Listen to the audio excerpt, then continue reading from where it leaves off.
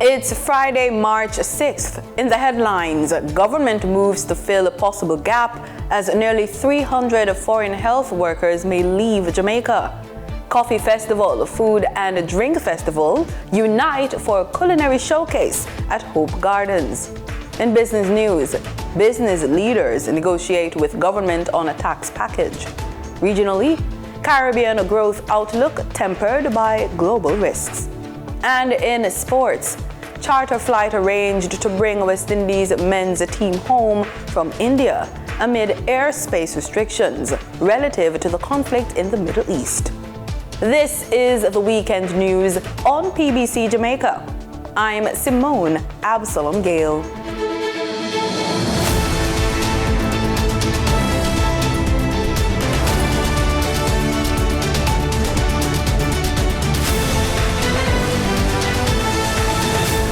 Health and Wellness Minister Dr. Christopher Tufton says Jamaica could face a shortage in its healthcare workforce if nearly 300 foreign medical professionals currently working in the country decide to leave.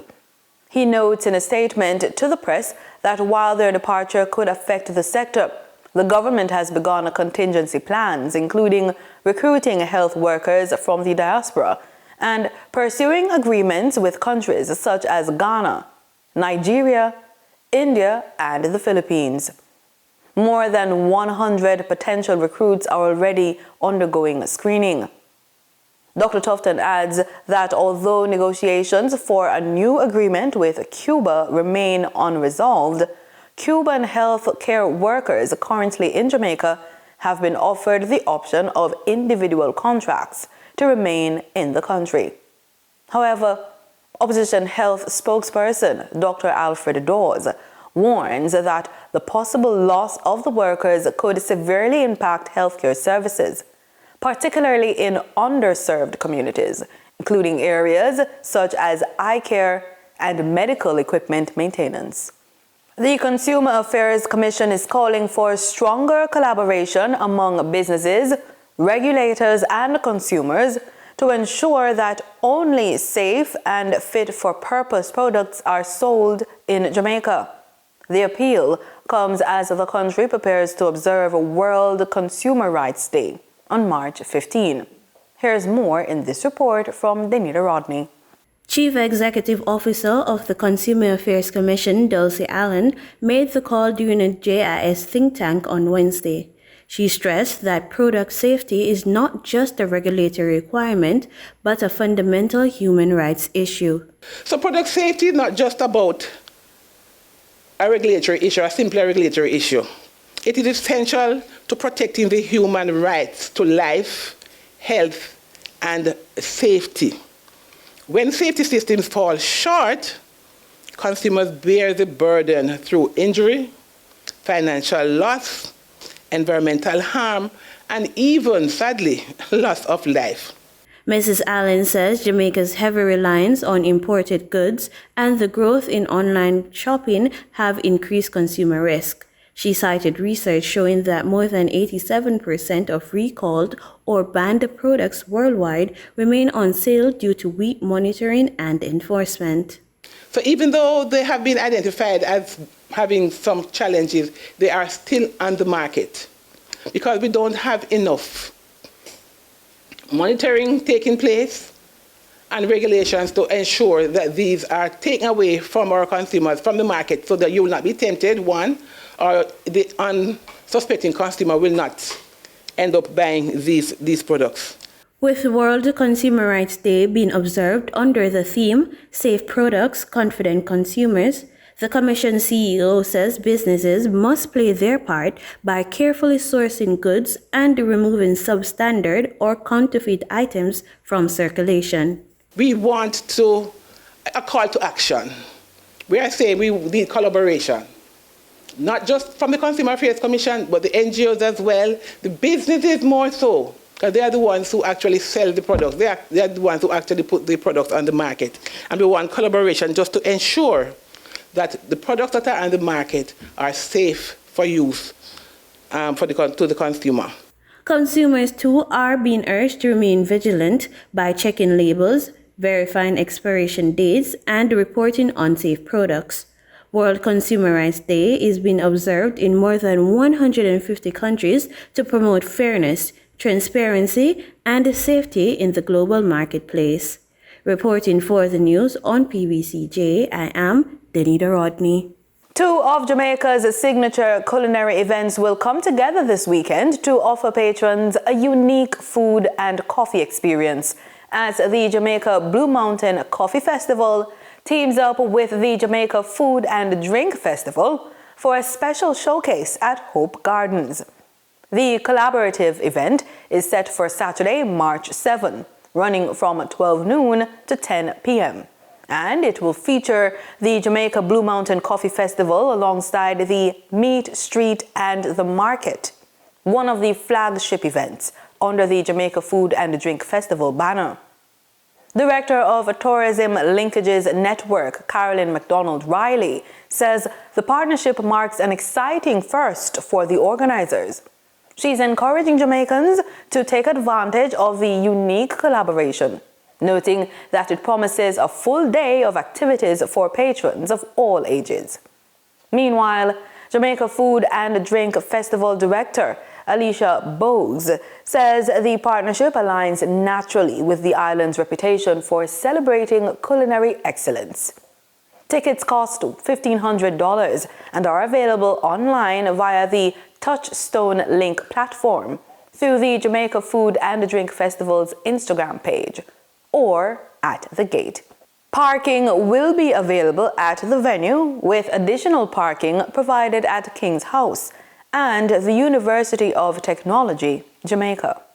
The government is moving to revise the membership of Jamaica's Criminal Expungement Board following amendments to the Criminal Records Rehabilitation of Offenders Act. Justice Minister Delroy Chuck says the changes are aimed at strengthening the board's effectiveness while maintaining safeguards to protect public safety. Under the amended law, the Criminal Expungement Board will expand from a minimum of 3 to 5 members to a new range of 7 to 9. Speaking at Wednesday's post-cabinet press briefing at Jamaica House, Minister Chuck said government intends to appoint 9 members to improve efficiency and broaden representation. Rehabilitation is a cornerstone of justice. When individuals have served their sentence, demonstrated reform, and lived law-abiding lives for many years, they should not be indefinitely burdened by past mistakes. Some may say that these amendments do not go far enough, but the act as it is now represents one of the most liberal expungement regimes in the region. The Justice Minister stressed that the amendments do not weaken existing safeguards. He says the legislation carefully balances rehabilitation with the need to protect the wider society. For the first time, the Act will explicitly outline the matters the board may consider when reviewing an application. In other words, when the board meets, they actually not only listen to references or read references and recommendation, they must consider a number of factors: the nature and gravity of the offense, social inquiry and psychological reports and records, completion of rehabilitation or resocialization programs, evidence of remorse or accountability, participation in restorative justice, restitution to victims, the applicant's age at the time of the offense, any international obligations, and whether the applicant has reoffended. Indeed, if the applicant has reoffended. However, Minister Chuck made it clear that offences involving firearms will not be considered for expungement at this time, despite calls for broader reforms. In the present atmosphere, where guns are used to commit many crimes, to kill, over 75% of our murders in Jamaica are committed with the use of an illegal gun. It would be inappropriate at this time to expunge any offense where a firearm is involved. He adds that while the Act remains under review, any further liberalization will depend on continued reductions in crime. The government, he says, remains committed to a criminal justice that promotes accountability, but also meaningful rehabilitation and reintegration. Time now for the Business Report with Denise Williams.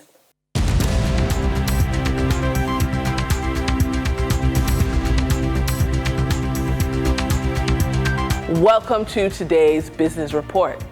I'm Denise Williams, bringing you the developments shaping markets, capital access, and business decision-making across Jamaica and the region. Let's get into the stories that matter. Members of the Jamaica Manufacturers and Exporters Association and the Jamaica Bankers Association have been meeting with the Ministry of Finance in an effort to secure a modification of recent tax package and a reduction of interest rates. The manufacturers and exporters say these changes are necessary because the tax package and the interest rate regime make the sector uncompetitive in both the domestic and export markets, which has resulted in large trade deficits. The trade deficit jumped to US $4.8 billion during the first 10 months of last year, when imports climbed by 1.4% to US $6.2 billion and exports tumbled by 8.1% to US $1.4 billion. They also say that the impact of the current war between the USA, Israel, and Iran on global oil prices will lead to a further increase in this deficit. The financial results of companies on the Jamaica Stock Exchange have been released. We look at 3. Air conditioning distributor CAC 2000 is reporting a net loss of $176.2 million for the financial year ended October 31, 2025. This compares with a profit of $22.3 million the previous year. Revenue also declined sharply, falling from $1.2 billion to $753.5 billion. The company has attributed the downturn largely to heavy reliance on government contracts where payment cycles stretched beyond 300 days. While the projects were completed and invoices issued, delayed cash collections created liquidity pressure. Up next, the directors of Margaritaville Turks are reporting net profits of US $211,000 on revenues of US $1.6 million during the second quarter of last year, which ended on November 30. The directors say these revenues and profits were generated from the transportation of 242,768 passengers to the Grand Turk Cruise Center on 66 vessels. In our final look at financial results, Pan Jamaica Group Limited had consolidated net profits of $8.1 billion for the year ended December 31, 2025, a 33% increase over 2024. Net profit attributable to shareholders rose to $6.3 billion, up 18% year over year on revenues of $45 billion, reflecting a 13% increase over the prior year. In explaining the results, Pan Jamaica Group CEO and Vice Chairman Jeffrey Hall explained, 2025 tested corporate Jamaica. The big challenge that everyone's talking about when it comes to the earnings line is Hurricane Melissa. But in the background, there were also massive disruptions to the trading regime, geopolitics, inconsistent growth levels, and balance sheet tests, with some enterprises facing debt and liquidity issues, Hall noted. I continue his quote. I would say that Pan Jamaican Group went into the year with a strong business model designed to deal with shocks like this. It's diversified by business line, by geography, with strong market positioning and very experienced leadership throughout the management teams of all the companies within our group, end quote. For the trading period of March 5, 2026, the most actively traded securities were Edufocal Limited with 4,916,549 units, representing 22.88% of market sales activity. Trans-Jamaica Highway Limited with 3,690,164 units, representing 17.17% of market sales activity. Atlantic Hardware and Plumbing Company Limited shares with 3,090,504 units, representing 14.38% of market sales activities. Investor activity remained concentrated in transportation, education, and construction plays, signaling continued interest in dividend-producing and strategic assets. Turning to the foreign exchange market, based on Bank of Jamaica data for March 5, 2026, Forex traders recorded significant activity with strong demand across major currencies. For the US dollar, trading margins reflected steady liquidity, with the US selling at $157.33 and buying at $155.77. For the Canadian dollar, moderate gains supported by $2.64 transaction spreads. The Canadian dollar sold for $111.92 and was bought for $114.56. For the British pound, continued volatility offered short-term trading opportunities of $2.88 in profits for the banks. The British pound sold for $206.61 and was bought for $209.49. These movements underscore the importance of cash flow timing and currency awareness for businesses managing import costs, debt servicing, or overseas exposure. For our credit report tip of the day, one of the biggest sources of tension in relationships is not money itself, it's how people think about money. Typically, couples fall into different categories. There's the saver, the investor, the spender, the risk taker, the security-focused planner. So for couples building a future together, the credit report becomes something bigger, a reflection of financial trust, discipline, and alignment. When reviewed intentionally, it answers three critical questions. Where are we now? Where do we want to go? And how do we get there together? Couples who use their credit report this way are not just managing debt, they are building a shared financial strategy. And that's where real financial growth begins. For our funded and focused feature, if you want your business to grow faster, you may eventually need funding.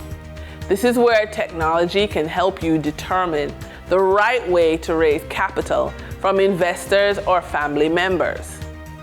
AI can help you create investor pitch decks, prepare financial projections, research investors, organize documents that investors ask for, practice answering investor questions.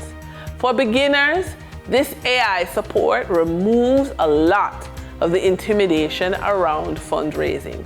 And that's today's business report. I'm Denise Williams, bringing clarity to capital markets and strategy. Until next time, stay informed, stay intentional, and keep building forward. See you soon.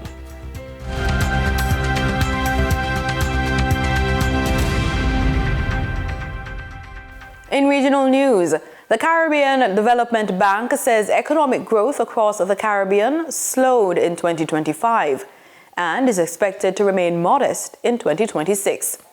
The bank projects a regional growth of just 1.1%, excluding Guyana, though the country's oil-driven expansion could lift the regional average to about 6.2%. HGP-TV News has the details. The Caribbean Development Bank, CDB, presenting the outlook for the region at the bank's annual news conference in Barbados, Acting Deputy Director of Economics, Jason Cotton, noted that economic expansion slowed across the Caribbean in 2025 as external conditions became less supportive and downside risks intensified.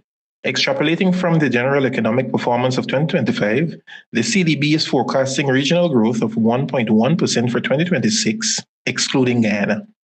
This portends dismal outlook for many tourism-dependent and commodity-exporting economies. However, when Guyana's continued expansion is included due to its oil growth, overall Caribbean growth is expected to rise significantly, lifting the regional average to around 6.2%. Meanwhile, the Inter-American Development Bank, IDB, projects that Latin America and the Caribbean is projected to expand by 2.1% in 2026. This is broadly in line with the region's long-term growth average. The bank warned, however, that the region's economic resilience should not be mistaken for strong growth, as high global interest rates, rising debt burdens, and persistent structural challenges continue to constrain expansion. The IDB stressed that sustaining growth will require fiscal prudence, strong institutions, and deeper regional integration alongside productivity-enhancing reforms and the adoption of a technological-centric model to enhance efficiency and productivity. Economists also cautioned that small open economies, particularly in the Caribbean, remain highly vulnerable to external shocks, commodity price swings, and geopolitical developments, underscoring the need for prudent economic management and diversified growth strategies across the region. Marvin Cato reporting for HGP Nightly News. Grenada is charting a new course toward sustainable growth, with government moving to deepen its investment in the blue economy. The Unleashing of the Blue Economy project, known as UBEC, is now preparing for its second phase, with expanded focus across key sectors. More details in this GBN news report. The UBEC initiative, a flagship program under the Ministry of Mobilization, Implementation and Transformation, is entering its second phase. The initiative is designed to unlock economic opportunities within Grenada's marine and coastal resources while building long-term resilience. UBEC, which stands for Unleashing the Blue Economy, is capitalized at $25 million through a credit facility from the World Bank. The project targets strategic development in three main sectors: tourism, fisheries, and solid waste management. The program operates at two critical levels: the policy level and the community level. At the policy level, efforts are focused on strengthening legislation, closing regulatory gaps, and ensuring stronger governance framework across three sectors. At the community level, the project supports practical interventions aimed at improving livelihoods, boosting productivity, and encouraging innovation. UBEC project manager is Eula Newton. Solid waste, plastic, National Plastic Action Plan, and a solid waste policy. We are also focusing on tourism, National Tourism Policy. For the fisheries, we are working to harmonize fisheries policies across the region. Basically, that's it.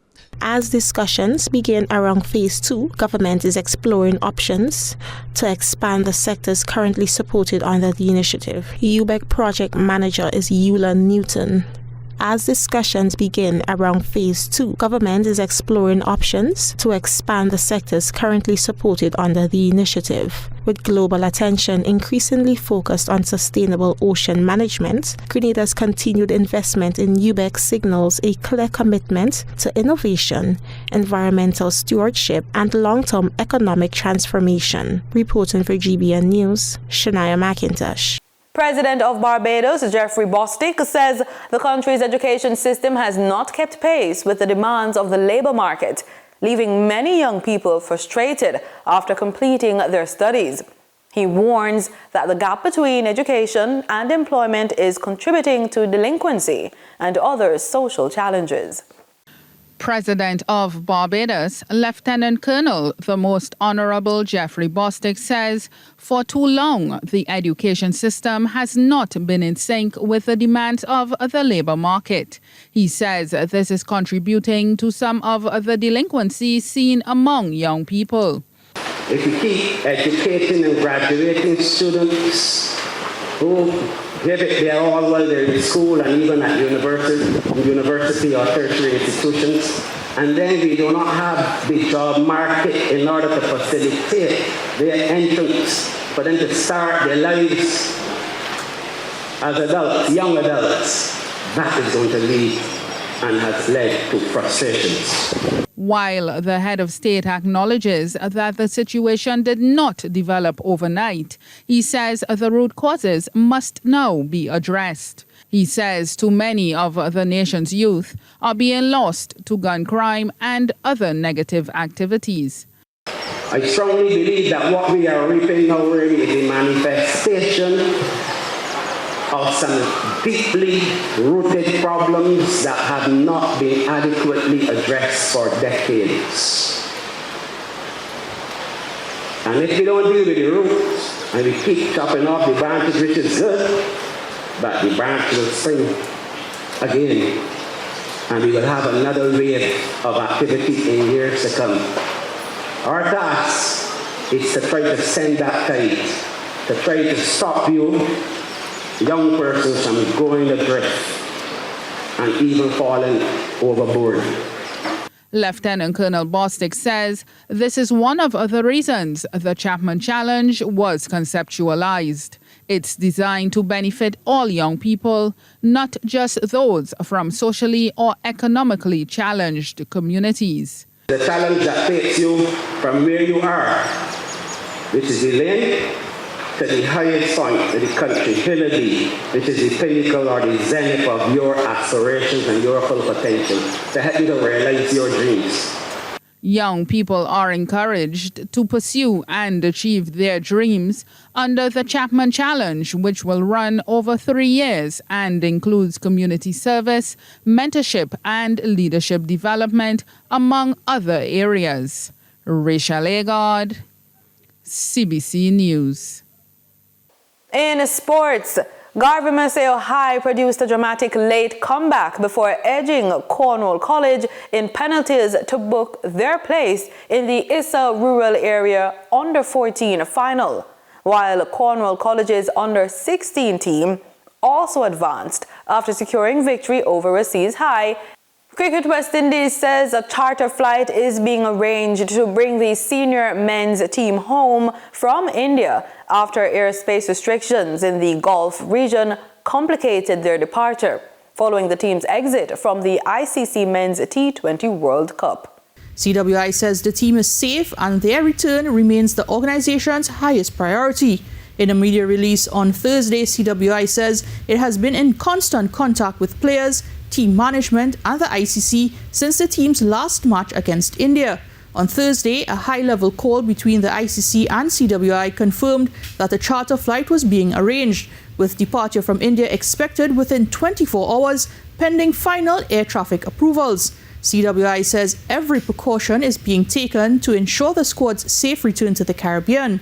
The statement from CWI was likely prompted after head coach Darren Sammy vented his frustration on X about the team's holding situation in India and the lack of information to them, though he did not specify whether the lack of information was attributed to the ICC or CWI. Sammy posted a few hours later on X that the team had been updated on their departure details.